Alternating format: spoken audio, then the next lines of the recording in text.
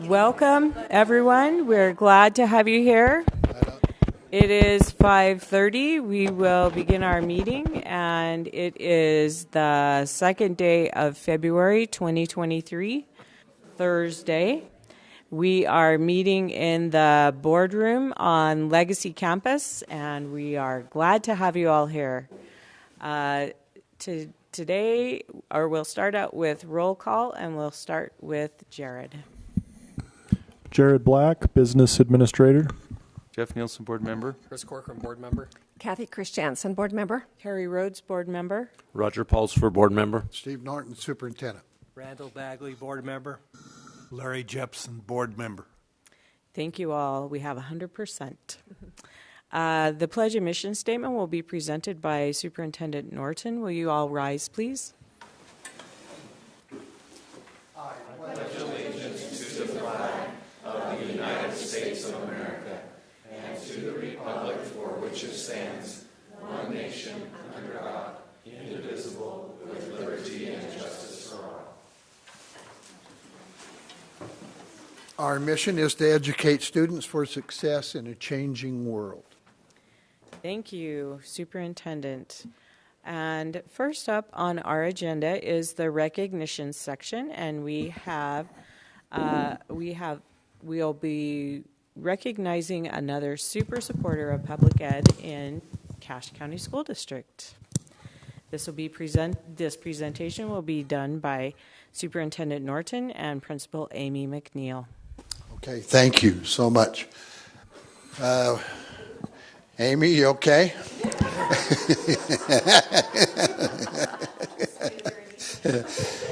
Come on up, and we'll let you start off. And we're just gonna have you sit there. We're just honoring people for the next 5 months who we feel have helped this district become a better district and achieve our goals. And so we're going to honor 2 people every month, and we just feel it a real honor. I asked for nominations of all of our administrators and our board members, and we just have had a wonderful cadre of people who have been nominated as people who we count as super supporters of public ed. So we're honoring a really outstanding individual who has helped us in the Smithfield area, and we'll just turn time over to Amy. Okay, well, as people are walking in and people who are here, I feel like they could do this more justice because they've known Nicole a lot longer than I have. But I've known Nicole for 4 years now. And I first met her in my interview, actually, for Summit Elementary. And I was just blown away. She was memorable from that interview, in my interview for Summit, because she was so passionate about her school, and she wanted someone who she felt like was going to support her teachers, her families, and the staff. And so I can't look at you right now. Anyway, so that is how I have come to know Nicole. But I thought the best way was to try and glean from others about what they know about Nicole and her outstanding efforts as it comes to education. And so I just wanted to read a few lines from other people, and I will let them tell you how wonderful that she is, as well as myself. From one of our first grade teachers, Hillary Bear. She has run our backpack program, our March Math Madness fundraisers, tri-school trot, assemblies, parent nights, night of giving, tri-school golf tournament, helped with small groups, PTA, parent-teacher conference dinners, and the list goes on and on. Because of her, our school has traditions and standards that will be continued forever. Maybe you want to read this yourself, Dawn, but from Dawn, I have worked with Nicole to establish programs in the school that motivated students to work hard to achieve their goals. We did Minute to Win It math competitions, Beat the Teach reading competitions, and many other activities that helped the teachers with whatever they needed. She would get the materials, go to the local businesses, and gather donations, and schedule special guests for assemblies and classroom presentations. Now, he also said something here about let's see, don't tease her about not getting the pig donation from Tyre's Meat. It might leave a bruise. Explanation? Okay. Apparently, Don was joking with her, and because he joked with her about not getting the donation, even though they really did, she punched him. So, don't mess with Nicole. From Diana Klein, she's our music specialist. My classroom was brand new, so she got me some shelves for my classroom so that I could store items. She was also very resourceful in helping me find a speaker for the Veterans Day program. I had no idea where to look, but she had several references that helped me. This is also from Jaylyn. She's here as well. She has spent numerous hours on her PTA to help parents in the community be involved with their child's education. She has helped with room parties, the Valentine's Social, where students learn manners. She organized and helped other parents to get involved with a successful end-of-year carnival where every child had a smile on their face. She has put long hours of showing her love and kindness as she organizes and helps families in need, being part of the Night of Giving Committee with the Smithfield City of Commerce. She's delivered donations, she's carried through projects, she's made sure that the gifts were wrapped and they were delivered, and she would deliver them herself if they did not have someone to help with. She has the biggest heart and is always helping everyone, anywhere, at any time. In addition, she is a wonderful mother to her own children, and she makes time to volunteer at all of their events. So I hope you know that this is just from Summit's perspective. This is not even detailing what she has done for Skyview and North Cache and all of the sporting activities that she has supported and been at. And I think you called Mama Z. Is that your nickname? Mama Zolly. Mama Zolly is her nickname at Skyview. And so all the kids know her. Nicole, this is our secretary. Nicole has served as an advocate for students in PTA, School Community Council, Smithfield Chamber of Commerce, serving many times in all three capacities at the same time. Her networking and fundraising skills in her city and county have funded numerous programs at Summit. She is so supportive of teachers and staff alike. There's no difference between staff and teacher at Summit Elementary when it comes to Nicole. And she would show up with soft drinks, and she'd walk in and she goes, "How are ya? How are you doing?" And that would just brighten all of our days with a pop to put on her desk as well. Rhonda Wright, she served so closely with her as a sub at our school, and they worked together seamlessly on the chamber. She says, Nicole is just willing to do whatever it takes to support students and teachers. She volunteers in classrooms that her kids aren't even in, and willing to help with programs that don't directly affect her kids because she sees the value for other students and teachers. She is passionate about making sure that students and teachers in her sphere of influence have whatever they need to be successful. And I know this is a lot of reading. I will kind of wrap this up, but we had a few other people. I will share this with you so that you have this from everybody. But also from our life skills teacher, Brooke Richards. And I hope that you've noticed that these people that I've been sharing, they work in every capacity at Summit Elementary. So whether it's our specialists, our teachers, our life skills, whatever it is, Nicole has supported them. So this is from Brooke. If you want something done, Nicole is the person for the job.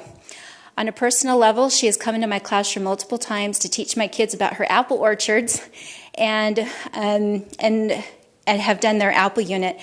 She always made sure that my class wasn't forgotten during school-wide activities and that we had the things we needed.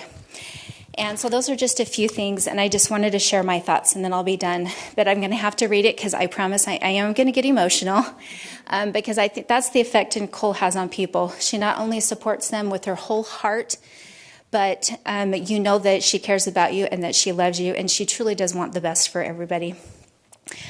It would be difficult to list all the ways Nicole has impacted Summit Elementary over the years because of most of what she does in quiet acts of kindness and serving.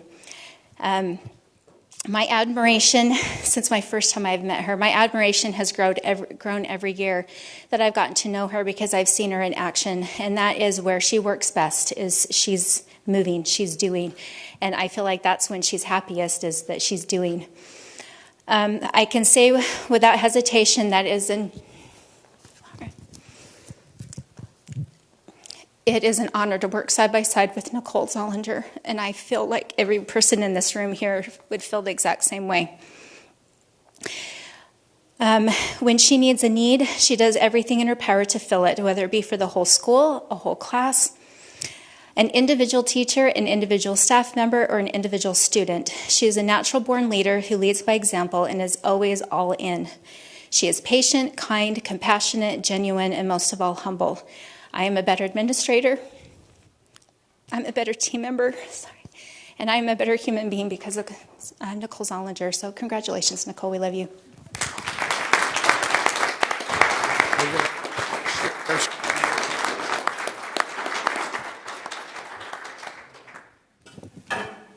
We promised we'd just let you stay there, but we had the opportunity of spending an hour with Nicole. And thanks to Jenda, we have the results of that interview, and I'm just going to share it with you, and then we'll present you. We're going to make you come up, and we're going to hand you the mic too after so be thinking about that. Okay. Nicole Zollinger, super supporter of education.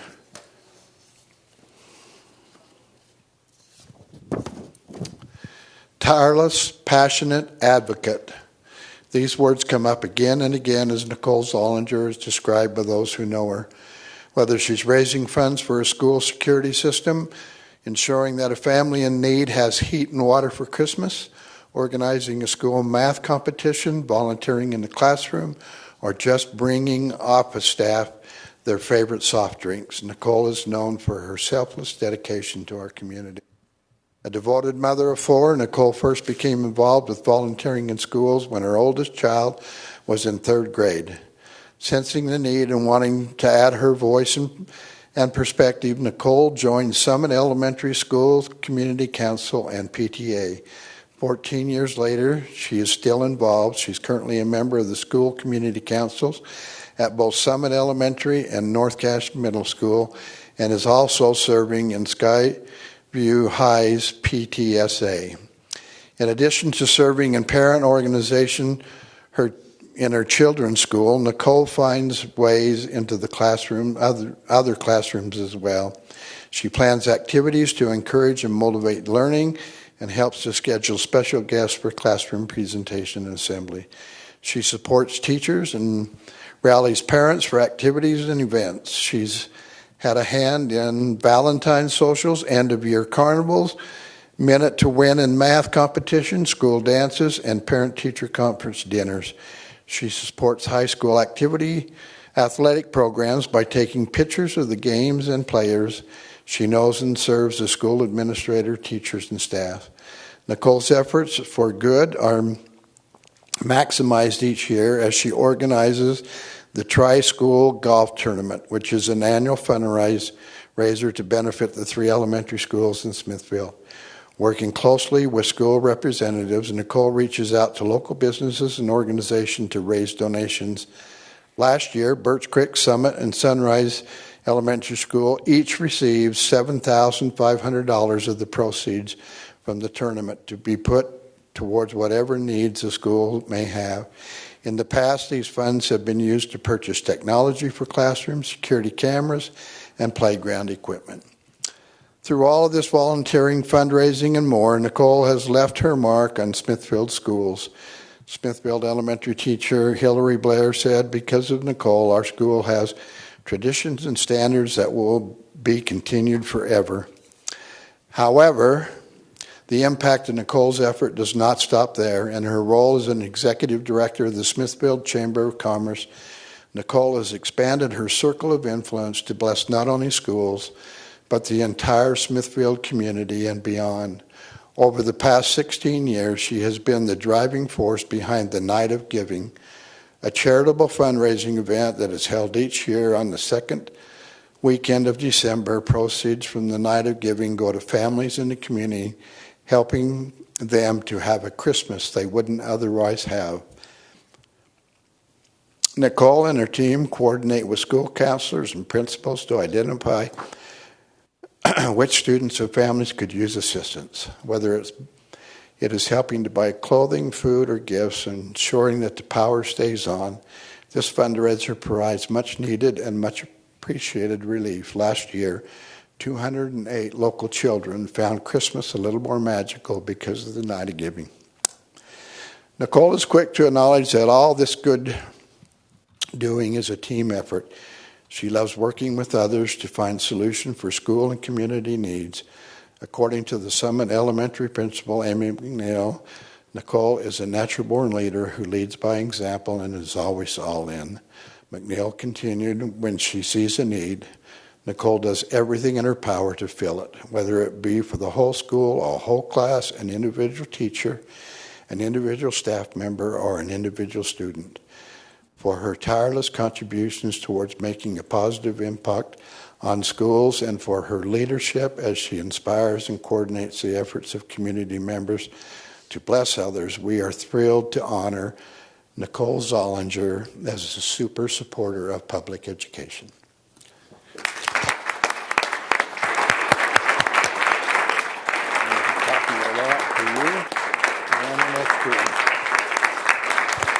Come on up.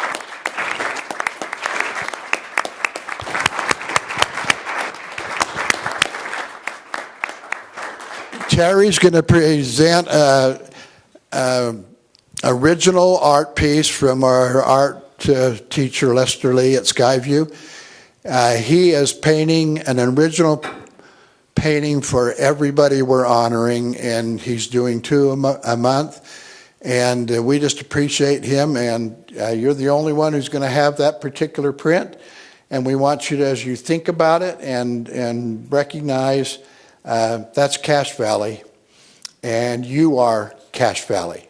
And thank you very much. I'll hold it. You want me to on you? Yes, I thought I said. should be on. I thought I said no mics, but I'm grateful.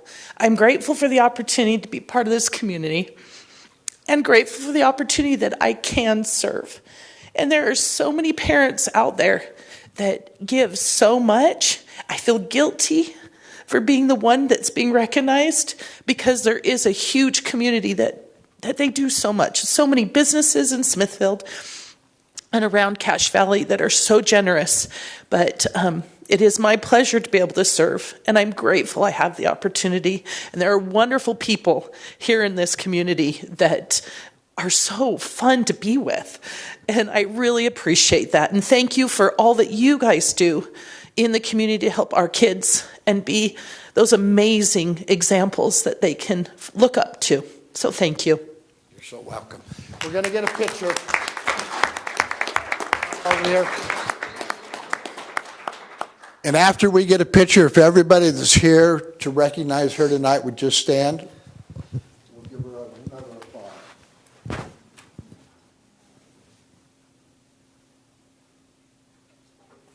If you're here to support Nicole, stand up, please. Love you. So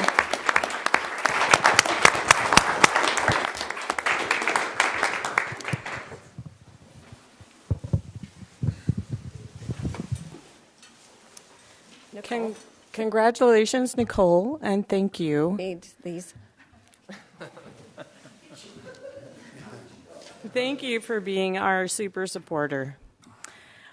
This concludes the fun part of our agenda, and we are moving to the business part. So if you'd like to stay, you're welcome to, but if you would rather not, then this is the time to exit. Please don't push and shove at the door.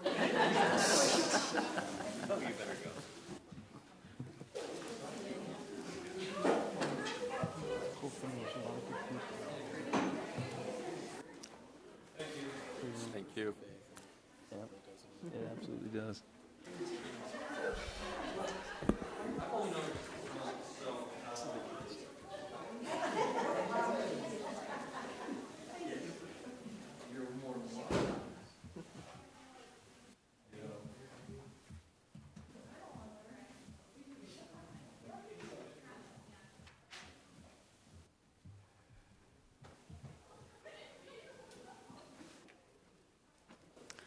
Seeing that we have no public input, we will move on in our agenda to our consent agenda, and I will take a motion.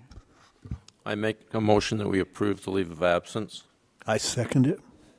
It's been moved and seconded that we approve our consent agenda as printed with a leave of absence, and we will, is there any discussion?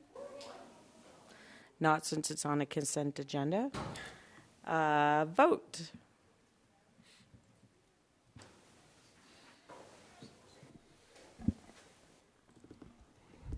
Voting is closed and the motion to approve the consent agenda passes unanimously. Thank you, Jared. Next on the agenda is the reports agenda. Number 1 there is the 2023-2024 school calendar that will be presented by Tim Smith.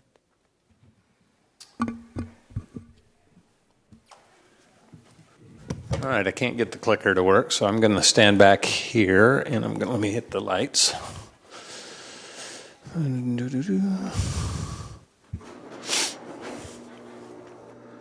Is that coming up on your screen? Yes. You turned on? Okay.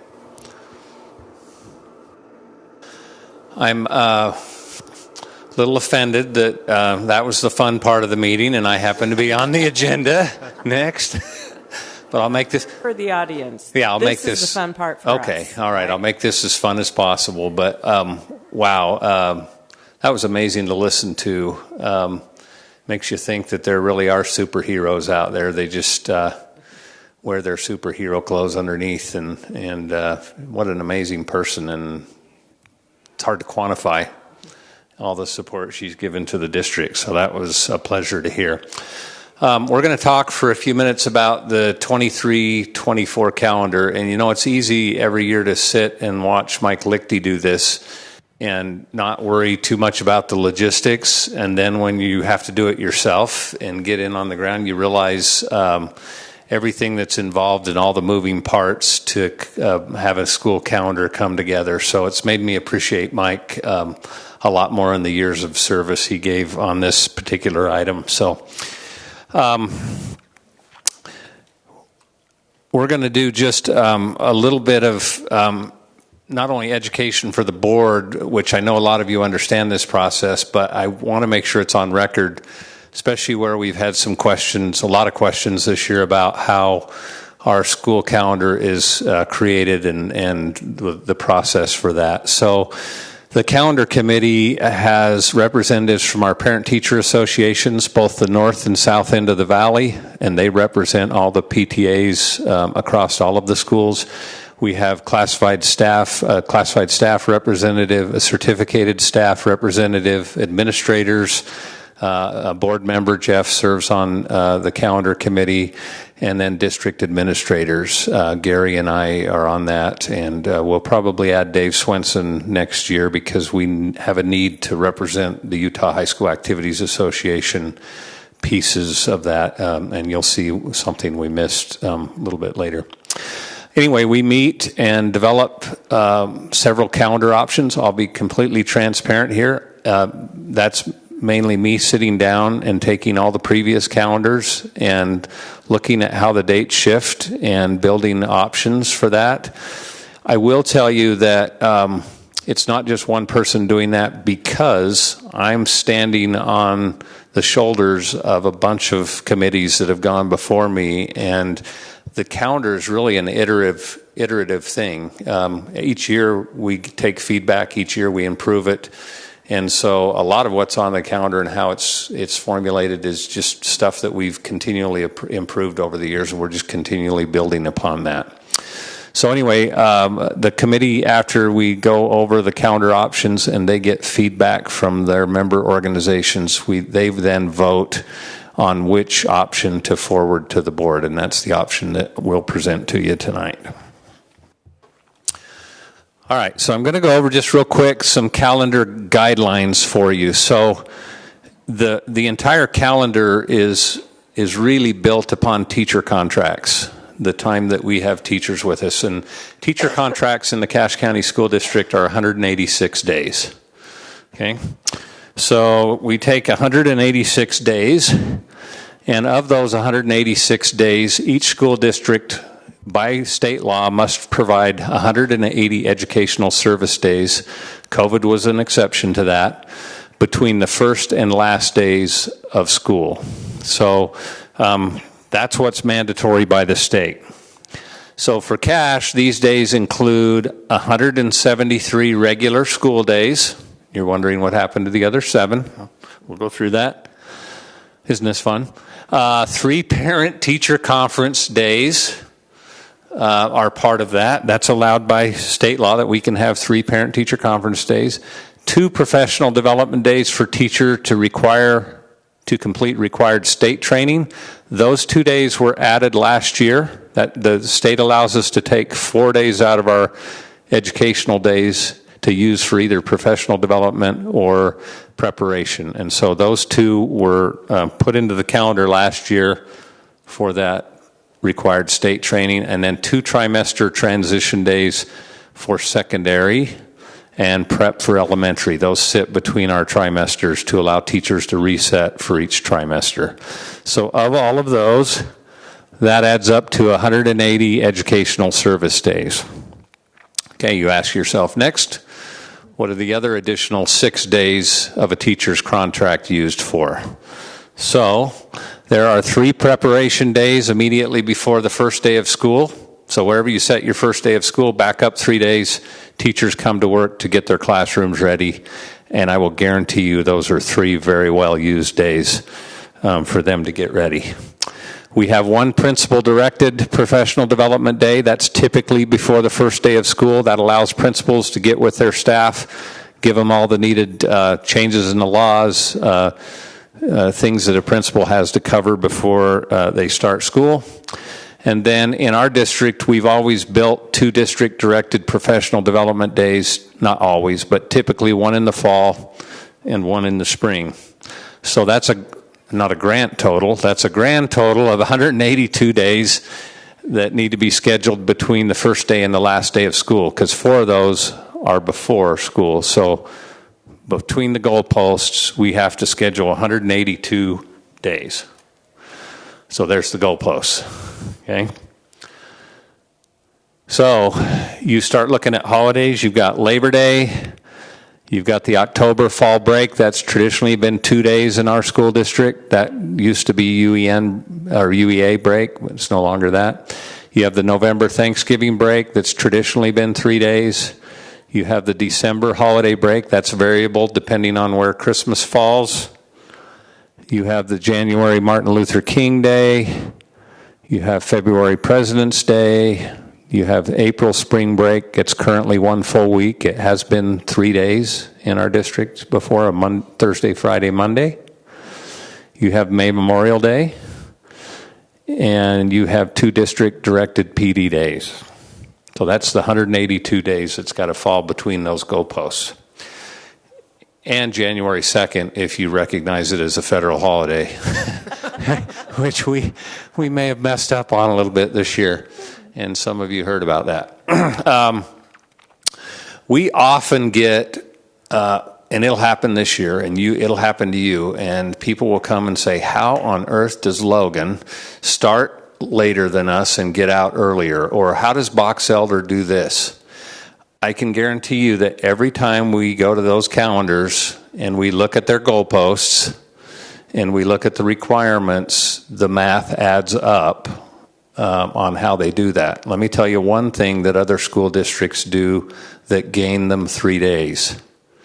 Some school districts, Logan would be an example, they do parent-teacher conferences and the teacher works the full day. Then they come back for parent-teacher conferences for the evening, and then the district counts that as a double day because the state lets them take one of those days off. So they count the day the teacher's there during the day teaching, which they should, and then they strategically replace what they call parent-teacher comp days. For example, the day before Thanksgiving or one of the days of fall break or something like that. And that allows them to have 3 extra days they pick up between the goalposts. So that's how they finish early. Our district used to do that. They stopped doing that several years ago at the request of the teachers. So we don't take advantage of that. Therefore, our schedule does have to be 3 extra days than theirs to make up with that. Does that make sense? Okay. All right, so we developed first 3 options. The first option was kind of a traditional calendar with all of looked very much like last year's, with the 182 days between the goalposts, starting the 4th Thursday of August and ending the Friday after Memorial Day. Option 2, this is something the board asked us to do, that we developed, was addressing hotter temperatures that we've been experiencing in August. So we moved, everything was the same on option 2. We just moved it till the last Friday in August, which would be the 31st. Yeah, 31st, and then it went a week longer into June. So that was option 2 that we presented to the committee. And option 3 was similar, only school started on the Tuesday following Labor Day, so we went after Labor Day and ended the first Friday after Memorial Day. And to make that possible, I think we either shortened fall break, I can't remember right now, Terry's seen it, or we moved the 2 professional development days outside the goalposts. And that's how because we had to find 2 days to make up for going 2 more days after Labor Day. Okay. We went out for the Thanksgiving break too, didn't we? What's that? Didn't we take the 3 days for Thanksgiving and just make it 2 days? 2, something like that, yeah. That one never made it out of committee, okay? There was no desire by anyone on the committee to go into the second week of June. That was pretty clear, and the board kind of has a guideline that we should try to end before the 8th of June. They wanted to adjust trimester and start and end dates. We had some weird things going on, all 3 of the options that they wanted to fix. They wanted to redesign the 3 options with the following parameters. Keep option 1 the same, except adjust the trimester start and end dates. Keep this option 2 the same, except adjust the trimester start and end dates. And then we redesigned option 3 to get done on the Friday after Memorial Day. Okay, and you say, how could you start a week later and end a week earlier? That's where we had to cut out a day at Thanksgiving. We had to shorten our spring break to the 3 days, the Thursday, Friday, Monday, and then we moved the 2 professional development days outside of those goalposts. So we had 1 district-directed day before school started and 1 in June after school started. So those were the 3 options that all of the committee members took back to their constituents to get their feedback on. All right, so this is option 1. I kind of went through those, very traditional. You can look that over because we're going to look at that one more later. Option 2, again, it's just 1 week earlier or 1 week later and gets out 1 week later. And then this is option 3, and you can see that we get out earlier, but what we did to Thanksgiving break, what we did to spring break, and then what we did with the professional development days. There's one on the Monday after we get out in June, and teachers would love that when it got here to have to come back on the Monday after the last day of school. I'm being sarcastic. So hold on, Tim. I'm sorry. I think I got lost. Okay. So I apologize. But no, you're fine. So option 3, the first day of school on this calendar is the 31st of August? Yep. So I'm sorry, what did I miss? Okay. Because option 3 originally was supposed to be day 1 is the day after Labor Day, right? No, that option that never made it out of committee. That was our original option 3. The committee wanted to adjust option 3 to look like this. So they did not like starting after Labor Day, because it lost 2 days, and it was really going from a Thursday to a Tuesday. And in that calendar, I think the biggest complaint was once you do those teacher prep days at the first, you do the teacher prep days the Friday, Thursday, Wednesday, another principal directed day on the Tuesday, and then you'd have a 3-day weekend, and then you'd come back with the students, and they just nobody on the committee liked that. Yeah, I mean, I don't want to rehash this because I know that the committee already talked about this at length, but I feel that, you know, just if you just go out and talk to the average person, they would wonder why you're starting just a couple of days before Labor Day. You know what I mean? Mm-hmm. Like I know that for people who are maybe down in the weeds, they see the advantages and disadvantages, and so they make that decision. But for most people, I think the average person would think that was a little bit silly. So let's get to the I agree. Let's get to the results, because we did something different this year, that instead of just asking PTA members and teacher association members, we went out to all staff, and we went out to all parents to see what they thought about these two options. So remember, you've got one that starts a week and 2 days before Labor Day, Labor Day. You've got one that starts a couple days before Labor Day, and one that starts after Labor Day.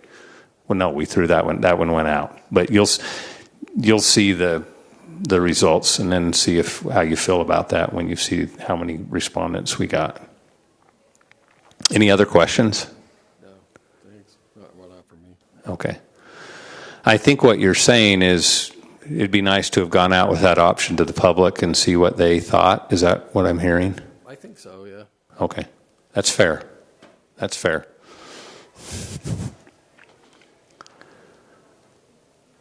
Okay, so here are just a couple of issues that were raised by people when we sent out the calendar to our patrons. These are some issues that came back not from the people we were asking, but by people in the peripheral that went, holy cow, if you change your schedule a week later, this is what we have a problem with. So I want you to see those. They came from staff that we have, and they came from USU. So this is for option 2 and 3. Remember, we pushed the calendar back. So advanced placement testing typically takes place the first week of May. That's set by the advanced placement folks. That doesn't move. So teachers from after the first week of May have to keep those advanced placement kids engaged from the second week of May now all the way to the first week of June. And that didn't sit well with advanced placement teachers. It's hard enough to keep them engaged for 3 weeks, 4 weeks sometimes, then 5 and into June. So that was one issue that was brought up. We got a call from USU about concurrent enrollment calendars. So the south end of the valley does broadcast classes from USU. Those start on August 21st. So already students in our broadcast classes, if we start on the 24th, are going to be 3 days behind. And that happens every year, but you push it back to the 31st or after Labor Day, those students are up to 10 days behind by the time school actually starts. So USU was raising a red flag saying, hey, are you sure you want to do this? Maybe you ought to let us know a lot further ahead of time, because we've got to meet everybody in our service area that's concurrent, Box Elder, Logan, Rich.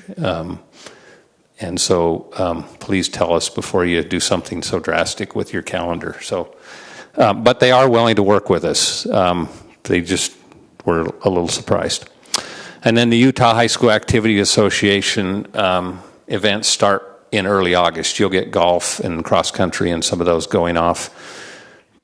And soccer, girls soccer, first, second week of August. And so that's a lot of time before school starts that your kids are participating in sports. It just cuts their season short before they have people there to support them other than their parents.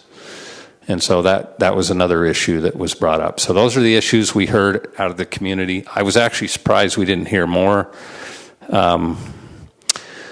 So here are the responses when we sent out the 3 options out there. So I was very pleased with the parent response. That's a very healthy parent response for our school district. So 3,198 responses, 53% wanted option 1, 20% option 2, 25% option 3.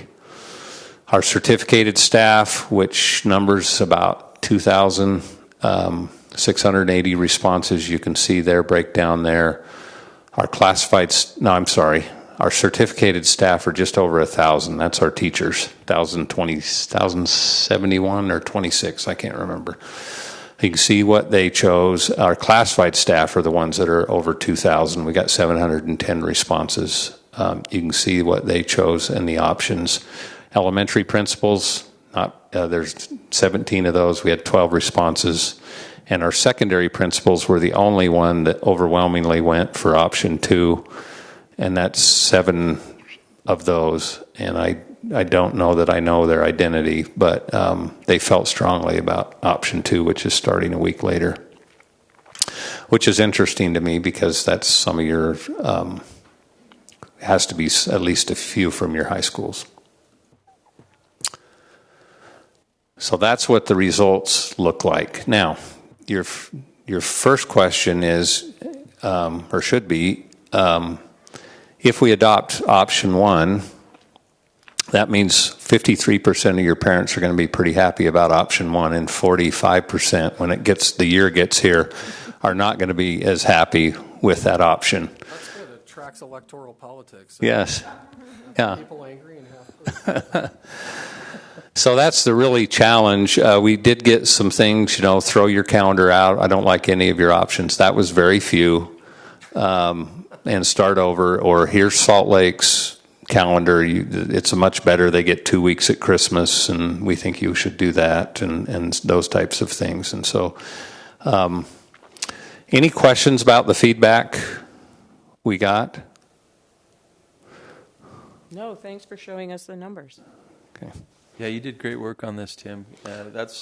I'm glad there were so much parental input. I wish it would have been a little more leaning to one or the other, but that's just how it goes. Yeah.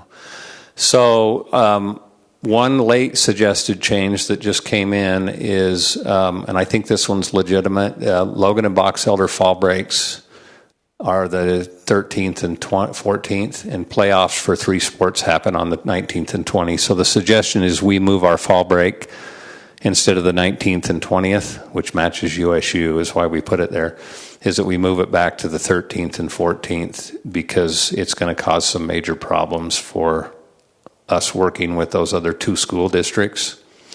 Fall break for USU is just 1 day. It would be the 20th. I polled the committee members. I think I've heard back from all of them but 2, and they're fine with moving the fall break. But, of course, that would be something that wasn't out with our constituents. But we're going to have some of those adjustments. We haven't put parent-teacher conferences in yet either. So, okay, any questions? Thank you so much. That is the best calendar presentation I've ever seen. It was fun. That was fun. That was fun? Yeah. I'm going to give you one of these, and then for next week, we'll post that so the public has complete access to that, even though a lot of our public has seen it. But if you get questions, this one still has fall break on the 19th and 20th because I didn't want to change it. And what did you say you're changing it to instead? 13th and 14th. Okay. Jeff, did you have any other comments? 13th is Saturday, so that could be the 12th and 13th. 12th and 13th, yeah. Sorry.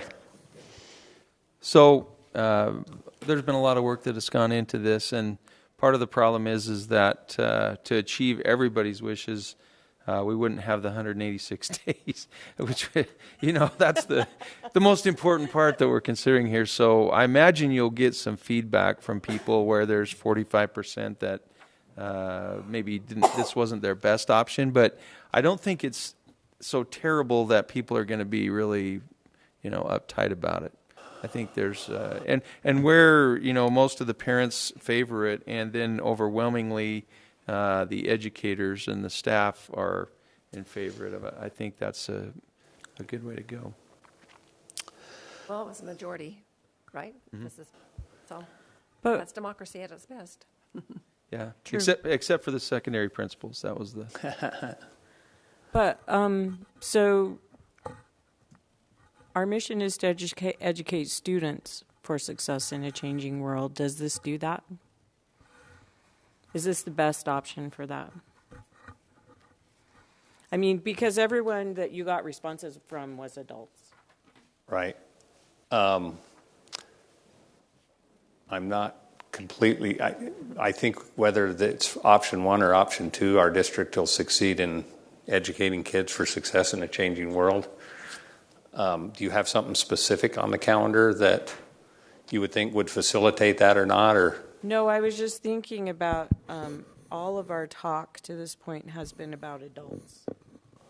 And so my personal goal for this school year has been to try to keep my focus on students. Oh, okay. And so that's why I'm asking that question. Yeah. Yeah, you're right. We didn't ask students what their opinion was on the Well, I didn't expect you to ask students, but I'm just saying. So if most of the adults are happy, then that means we're going to educate students the best. Yeah. Well, and I think students are adaptable. They'll go with this. It'll work.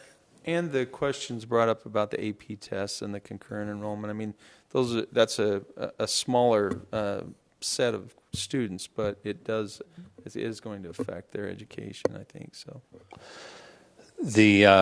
I think you'll take some, of course, if it's hot in August, that will be an issue, and people's memories are short when it's hot. They only think about what's in the present. I think that's typical of all of us. It's not, it's just human nature that we look at what's right before us. I think the other one will be the shorter Christmas break.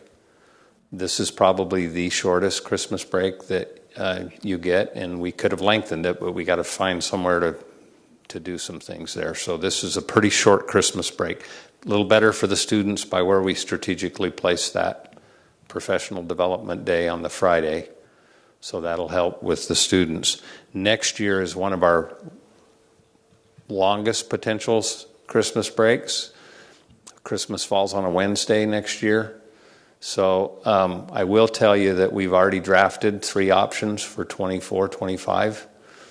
And the last thing I wanted to request of the board is that we look at adopting that in the fall with our calendar committee and get ahead, because there's more and more intense pressure. A lot of feedback we got is we don't care how the calendar looks. We just want it far enough ahead that we can make some plans.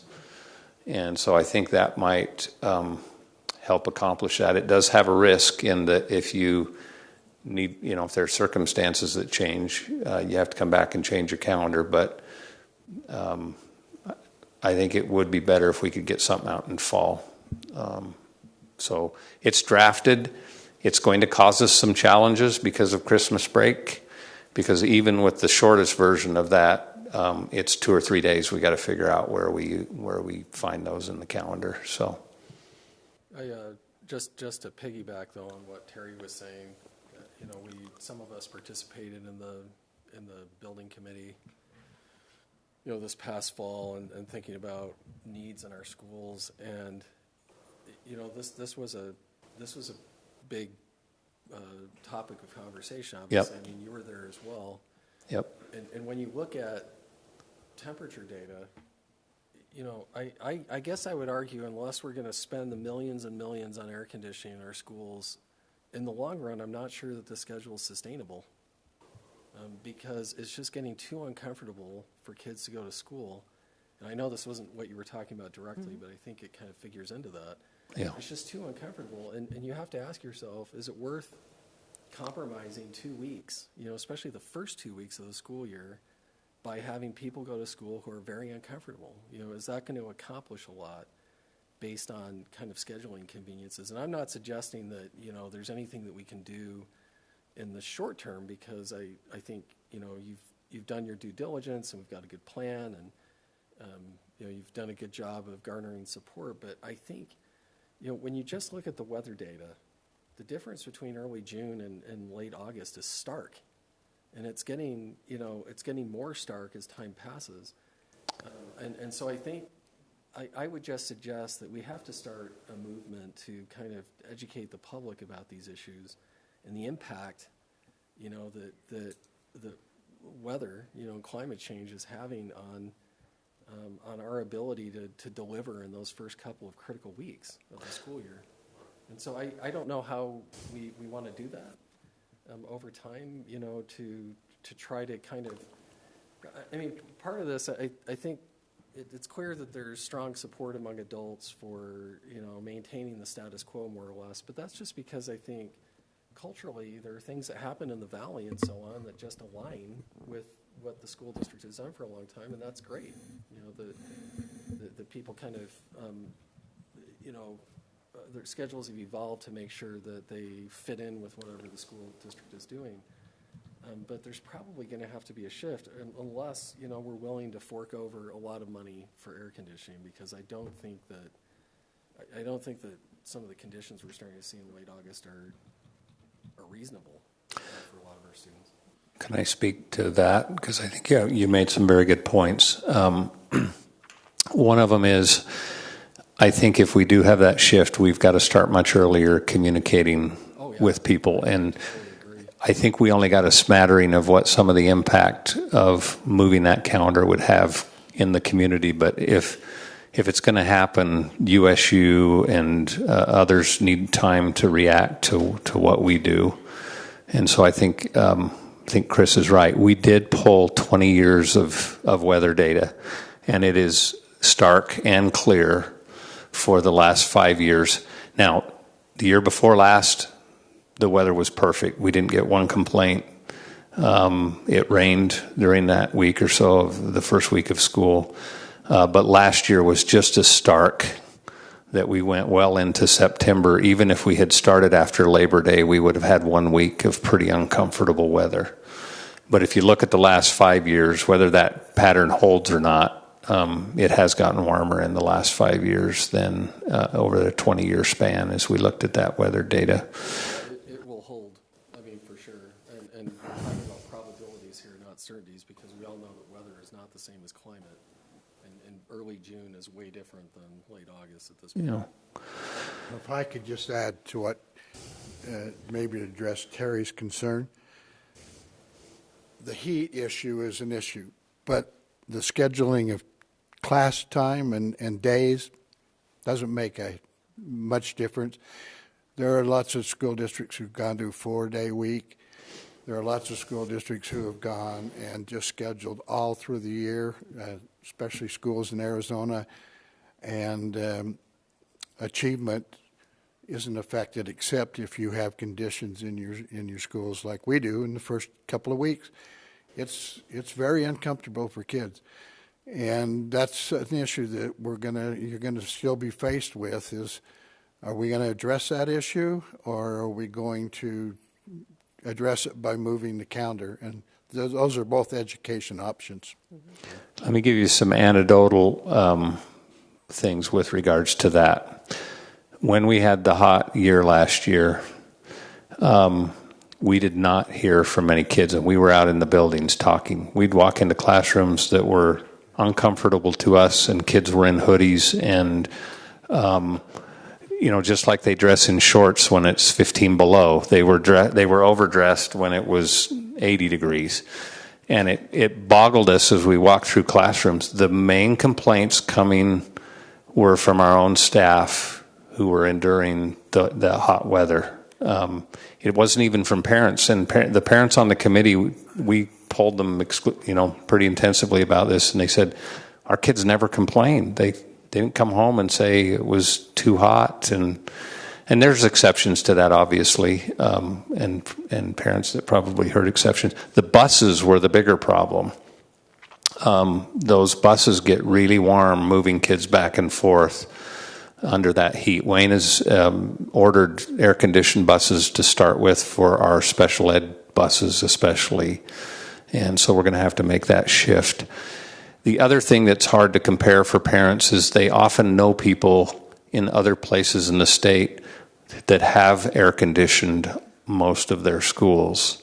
And so that causes a problem when just over half of our schools, maybe a little more than half, 2/3 are not air-conditioned. So I think with the bond, especially when we get with Y2 Analytics again, it would help to have some data we've bantered about going out to the public with the question, if you had a bond for this much to build the buildings that we wanted, what would be your favorability for that scenario? What if we raised taxes a little bit more and paid for air conditioning in all of our schools? What would that do to your difference between these two bond scenarios? It'd be hard to do that on the election itself, but we could definitely do it in some polling that we did beforehand and see what the appetite was of our public to do that in our school district. So that would be super interesting. Yeah, it would be super interesting. And if the appetite's there, problem solved. But then we're not limited on calendar by what happens with air-conditioned or not air-conditioned buildings, because a considerable part of our district doesn't face any of this. They go to school every day and they are in air-conditioned buildings, and then a significant portion aren't. And it just depends on where your assignment is or where you happen to live. So,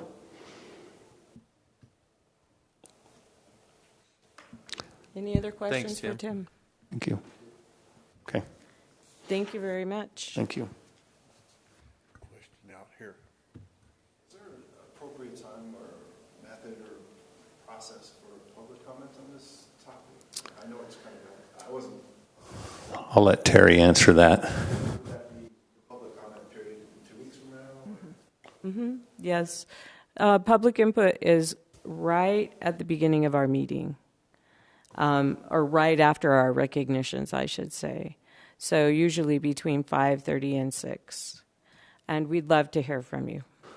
But as far as tonight, we'd love to hear from you tonight. Probably just not during the business, but if you want to stay and talk to any of us after, we'd love to visit with you. So, Okay, any other questions for Tim? Thanks for all your work on this, Tim. We appreciate it. Okay, moving on, we have board member reports, and Kathy has something on there. Yeah, I'm trying to get it back here. Okay. So I don't know exactly how many years ago it was that we did our board handbook, but in our handbook it says that we will look at revisions every 5 years just to check out and make sure that everything stands the way we want to. So if you will open up the file there on page 4 in... There's only one page. And it's not all there.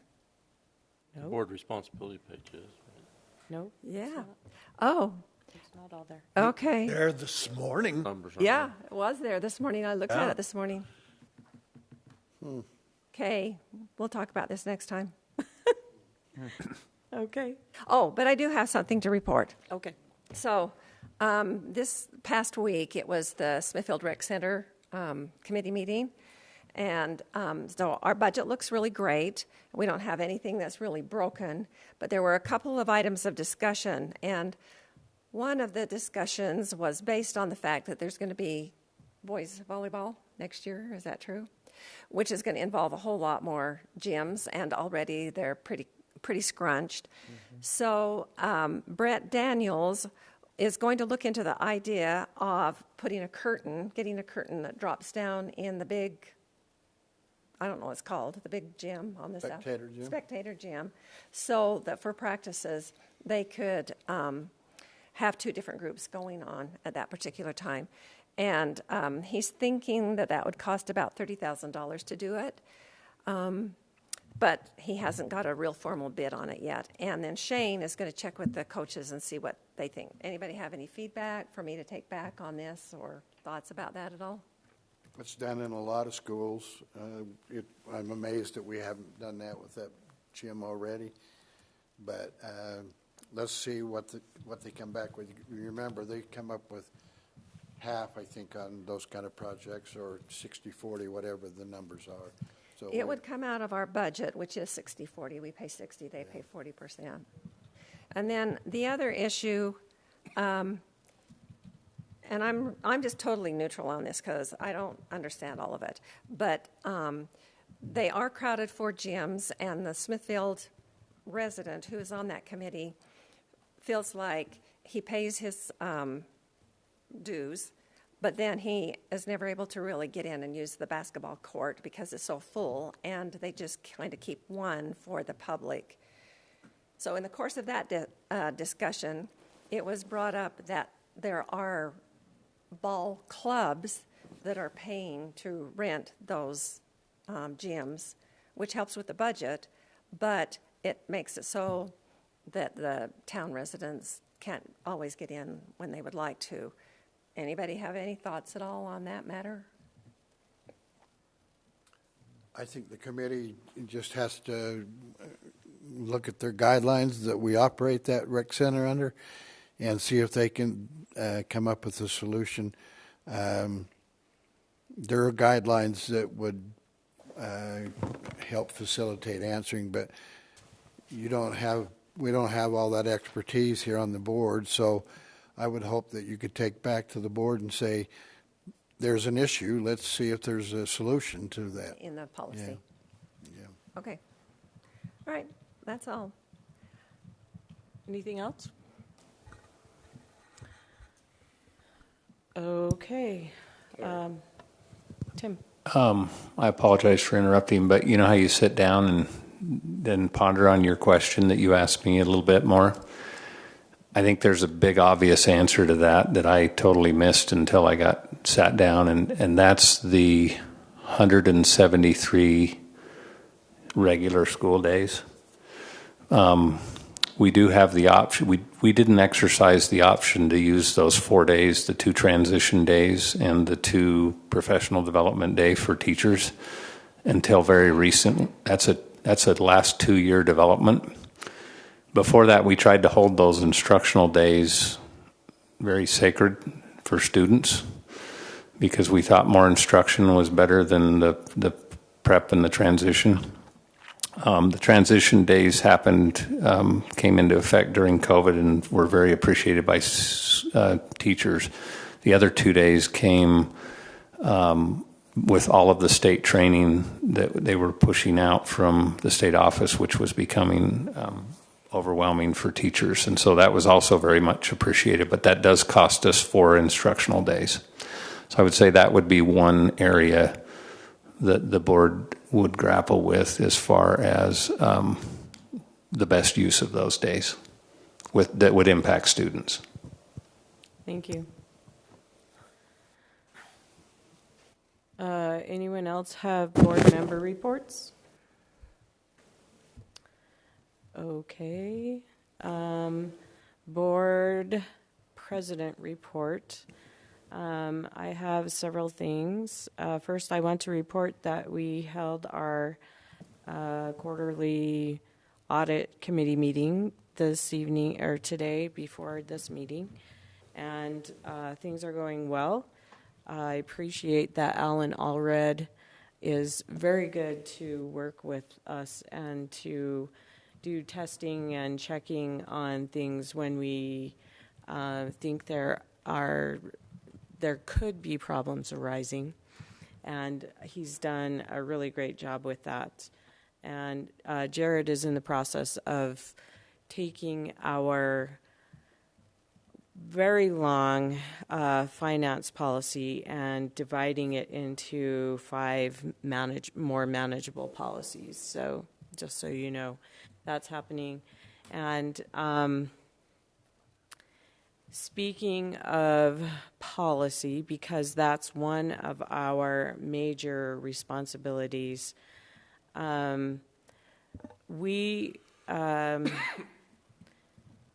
Jenda and Emily have had, through the last few years, have had different directors at the district office who have requested of them that they change policy and on board docs or make adjustments, or that they have access to it to change it. And that's been done. So that's a little concerning to me, since we're the ones legally responsible for the policy, all the policy for the district. And so Jenda and Emily have been working on a new process, or maybe an upgraded process to for posting policies on board docs, so that all policies have to go through and ultimately go through Emily, and to be posted on board docs, and that the board has to see every policy before it's posted on board docs, whether it's an amendment or an adjustment or a new policy. Do you feel like that's being too heavy-handed? Do you give me some input? Where you going, Larry? I think it's the only way that you can pretty much guarantee you'll stay on top of it. Because as soon as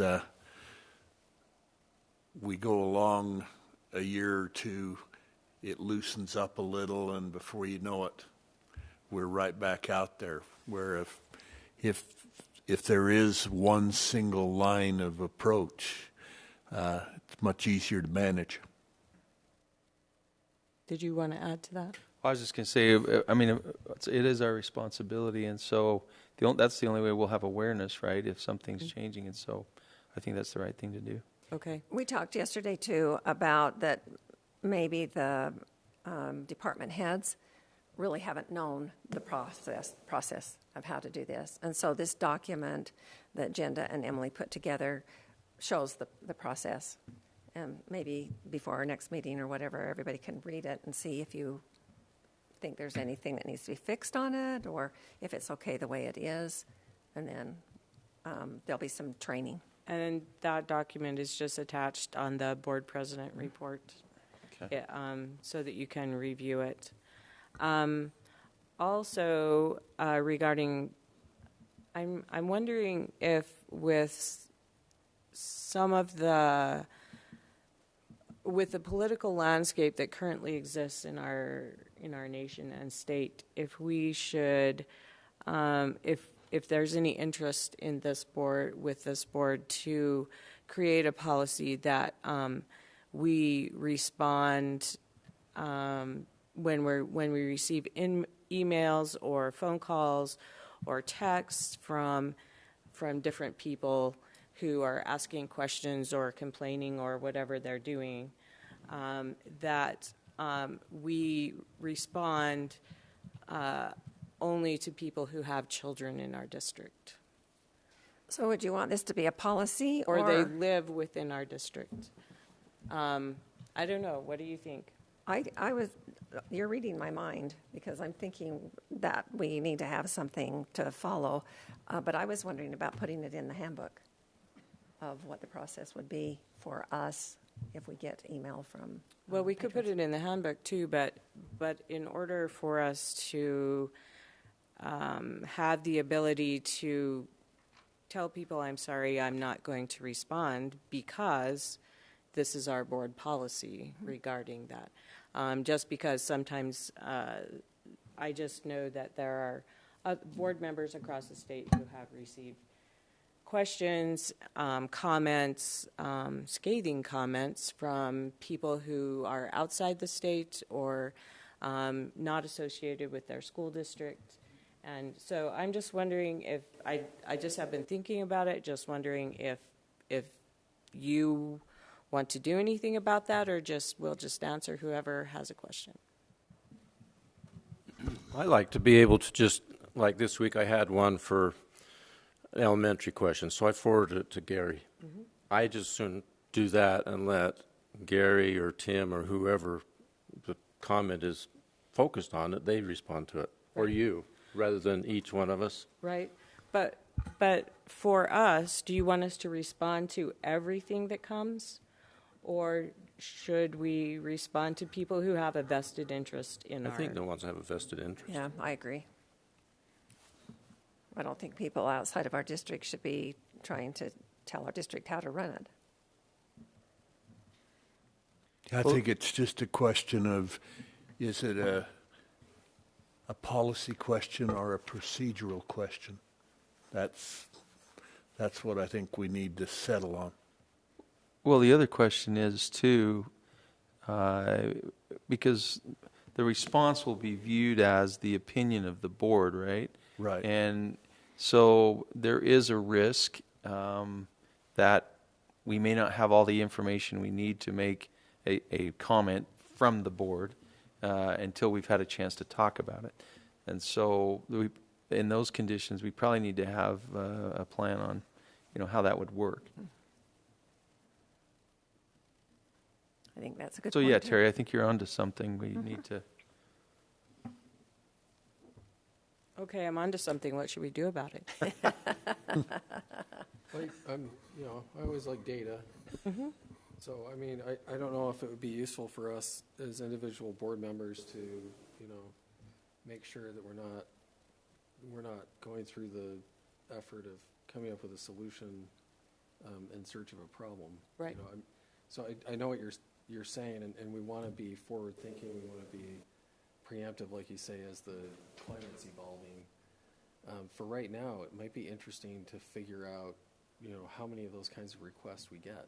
Maybe Not to very go back many. and do our homework and see, if we just put our numbers together. And I mean, I'm sure a lot of those are duplicates, but as you say, at the same time, considering what we're going to do down the road, if that increases. I mean, I kind of on a related note, and I think this is part of the same package. I think it's a good strategy always to be diplomatic and to be constructive in responding and so on. Sometimes I feel like we maybe opt for very safe responses, where something more direct might be useful. I'm thinking of, I really appreciate what you forward, Terry, when you do respond to people. I want to make sure that in cases where it's appropriate, where we feel like we are unified as a board, we actually are taking a stand on something, as opposed to responding by giving people the impression that, oh, we're sorry about that, and don't worry, it's we're taking care of it, kind of. Do you kind of know what I'm saying? Mm-hmm. And so, if we do feel like there's a stand to be made on our part, I don't mind saying something a little more direct. And I don't, I'm not suggesting that applies uniformly, or that I have a ready-made response for anything, or that we should. But there are certain issues where I feel like it would be nice to respond in a way that is especially supportive of teachers and staff who are kind of embattled, and that we find ways to maybe stick up for them, in the responses that we make to people who maybe are not. They're coming at this with a political perspective that's not tempered by what's actually happening in the district. They're teachers who are doing such a great job. Mm-hmm. I don't know if that makes sense, but I don't know, maybe as we talk about what our strategy will be, we could come up with a few case studies, and just talk about particular criticism or something, and what are some of the various ways that we could respond in a case like that. So would this be something that you want, that we should gather data on and talk about it and save it for discussion in our June retreat? Yeah, I think that would be great. I mean, we could just kind of each come up with examples of things that we've heard, and you could come up with a whole spectrum of responses, some from the least filter to the most, and start talking about how it is that we interact in a way that doesn't make it appear as though we're trying to kind of shrink, Okay. but that we're meeting these challenges kind of head on. Good point. Okay. So noted. apparently, there's a pretty quick way of finding out if a person does have a student in our district, or if they're just randomly writing to us because they're. So Usually they tell you if they do, it seems like, a lot of times. Not always. I have one that's fermenting right in here right now that I had to ask. What was the response? Did they? Yes. Oh, okay. Yes, they have a high school student. The person has a high school student. So, and I'll send it to you at the same time I respond to them. I got some information from Tim today so that I could respond. And so, anyway. Well, Terry, thanks for everything you do to respond to a lot of these emails that come in. I mean, that's a tremendous amount of work. Well, hopefully you'll all let me know if I go rogue. And you're not, and we're not all on the same page. So we'll table that and save it for June and gather some data until then. All right, thanks. The last thing I wanted to ask about was with our superintendent search, our stakeholder group that we are going to have do the applicant evaluations. Do you have any questions about that? Was the email clear that I sent to you about that? Okay. I received this week I received some possible questions that we can use for the interview process, and also a rubric that Richard has created for the stakeholder group to use as they review each of the applications. So I'll forward those all to you so you can look at those as well. I have a question. Okay. When we do the interviews of the final candidates, are we going to put some other people besides us on that interview group? I've asked Jared and Emily to participate in those with us because they have the closest association with whoever the new superintendent is. So would you want any directors or other people as well, or I don't know what everybody thinks. I'm just wondering. This is a board decision. I don't think so. I'm not going to. When you say "would I want," that's not my decision. So think about that too when I send you the questions or the potential questions and the rubric. And they do have the pamphlet ready, so if you guys want to see it before we leave. Where'd you get it? It was coming along here. Agenda brought it. Oh, sorry. So you look at it. It didn't just automatically appear. Jenda gave one to everybody. Did you not get one? Jenda, thank you so much for your work. It's a beautiful brochure and very well done, and I'm super excited for how well it makes our district look.